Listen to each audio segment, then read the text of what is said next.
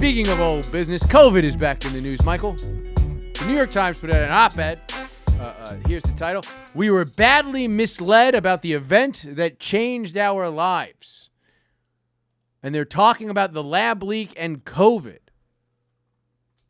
Now, I read the thing. It is mostly about the lab leak and how people were gaslit into believing that it wasn't a lab leak, despite the fact that all existing evidence points to the lab leak. The zoological hypothesis is still mostly a hypothesis with no supporting evidence. Does not mean that one or the other is true, just to be clear. However, that headline is very misleading because you know who misled us about the event that changed our lives? The fucking New York Times, Mike. Now, I need you to pull up Exhibit A. Where America didn't stay home even as the virus spread. Now, I know we've discussed this very article on this program before, but I feel like it's worth repeating.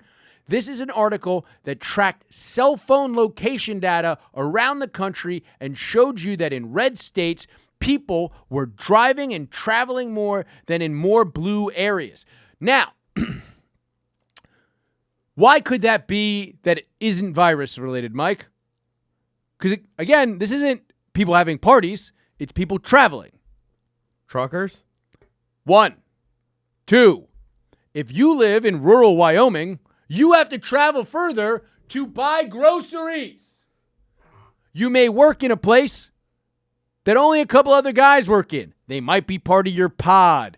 You might not have the option of working at home because you're not a fucking blogger for the fucking New York fucking Times, because basically it's a blogger. Also, let's just bring this up, and I made this point before. That was the technology that Batman destroyed because no man should wield it in the Dark Knight. And the New York Times used it to sow discontent amongst our countrymen. It's going to snitch on people for... Forget snitch on people. It was just rage bait. They knew all the things I said. I'm an alcoholic. Next article. This is one of my favorites.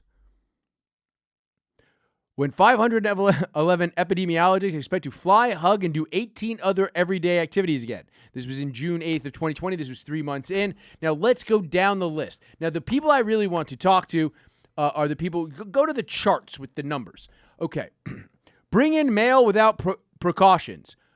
3% of 500... That's 15 epidemiologists, professional epidemiologists that the New York Times advertised said that they would never again bring out mail without precautions.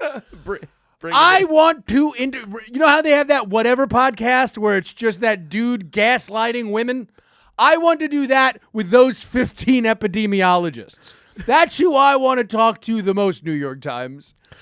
Do you remember those old like Trident commercials where it's like 4 out of 5 dentists recommend, and then it's like, what happened to the 5th dentist? And it's like a squirrel bit his nuts. Yeah. I want to know what happened to those 15 epidemiologists. Or like, will they talk to us, or are they afraid they will get COVID via Zoom? Yeah. But by the way, that was also the thing that we found out maybe a month after that nobody should have been doing that to the mail.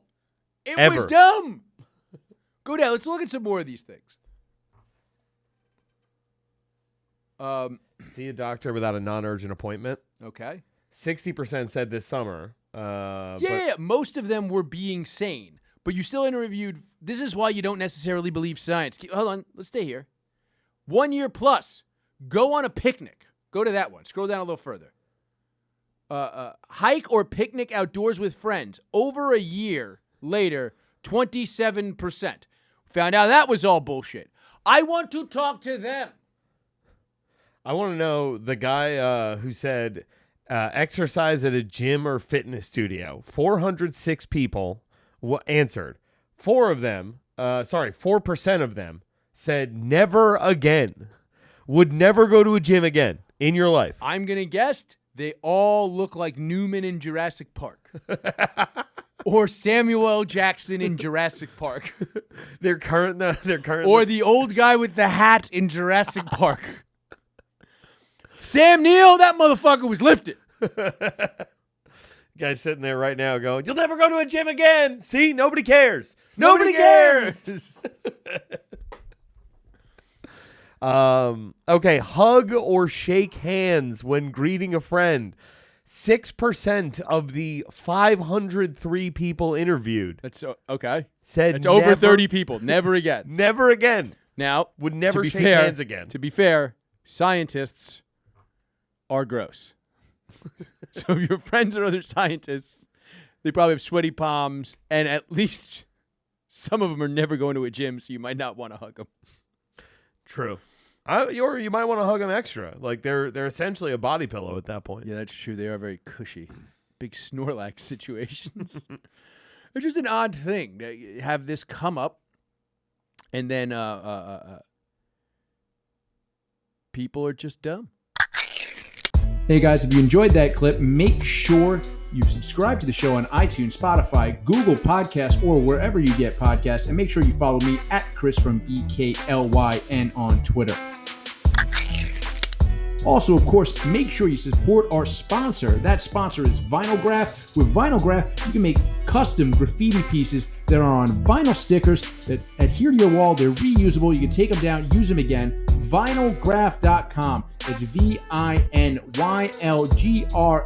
VINYLGRAFF.com. Use the promo code Chris1 at checkout, and they're going to give you a sweet 10% discount. That's vinylgraph.com. Use the promo code Chris1 for a discount.